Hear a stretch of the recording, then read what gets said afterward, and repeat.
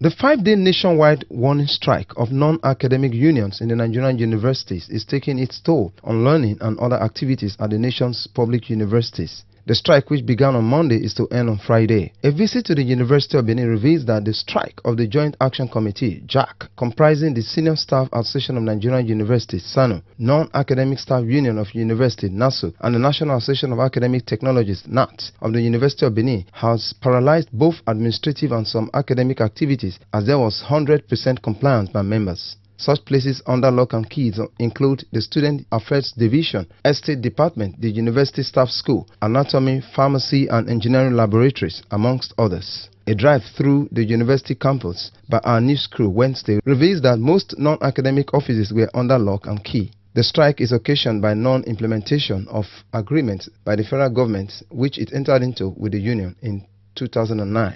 Some of the students called on the federal government to urgently meet the demands of the striking unions to avoid idleness on campus. So for a school like this to be closed and the federal government is sitting down in Abuja with all their whatever, they should be ashamed.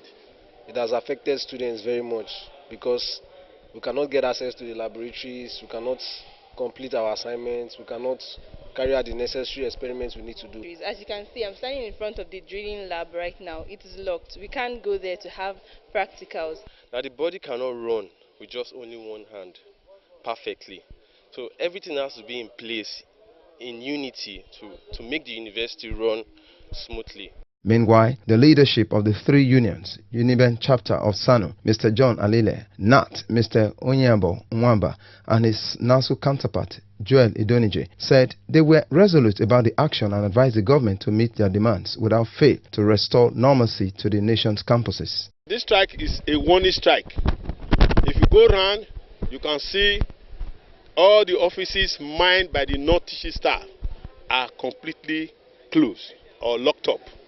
So, if the federal government refuses to answer us or hear our cries, then there's going to be an indefinite and total strike. We are determined, even the members are resolute to make sure that this strike is very effective, and until the government listens to us, I don't think we are going back. The advice that I have is that they should listen, because in all factors of production or development, human beings are very, very important. So the human beings that are involved in all these things, should be listened to. Do what we made the university go forward. Bruno Osunde, STV News.